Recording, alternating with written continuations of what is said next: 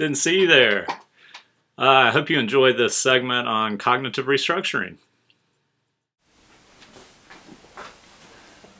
Okay, so what we're going to talk about today is cognitive restructuring, and when you're doing any type of cognitive behavioral therapy, kind of the ultimate goal is to help people think more rationally and expand their perceptions beyond kind of some of the narrow and limited beliefs that we can all fall subject to.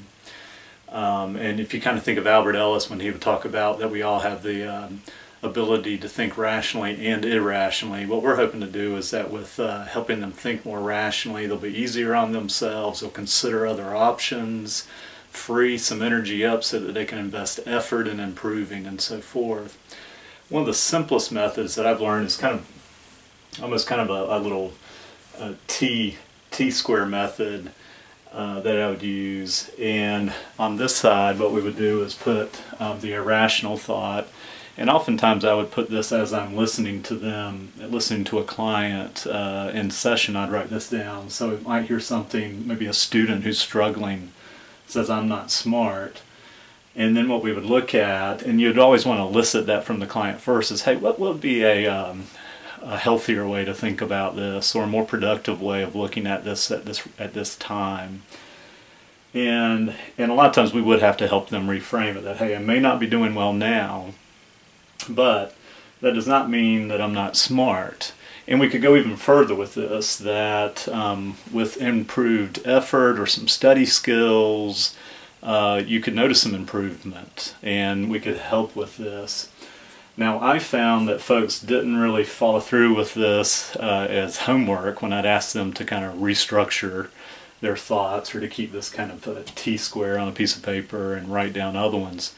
But I did find it very helpful to write them down when I heard them in session, and then give it to them. Just let them have the piece of paper so they could look over it.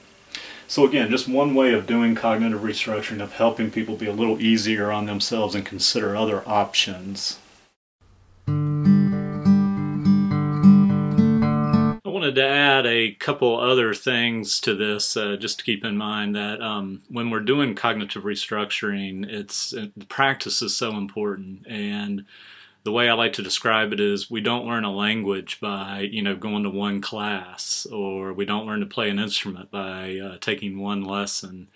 We have to repeat this over and over and over again before it just becomes a part of who we are, and we can just kind of call it up as needed.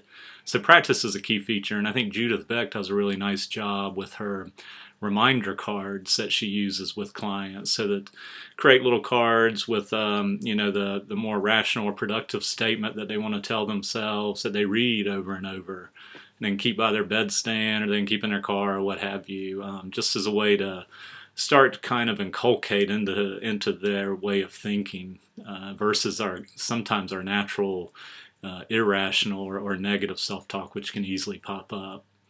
And then ultimately also, we're hoping that this will lead to new and more productive behavior. Maybe it's increased effort in whatever it might be, in improving our relationships, or helping in school, or athletics, or what have you.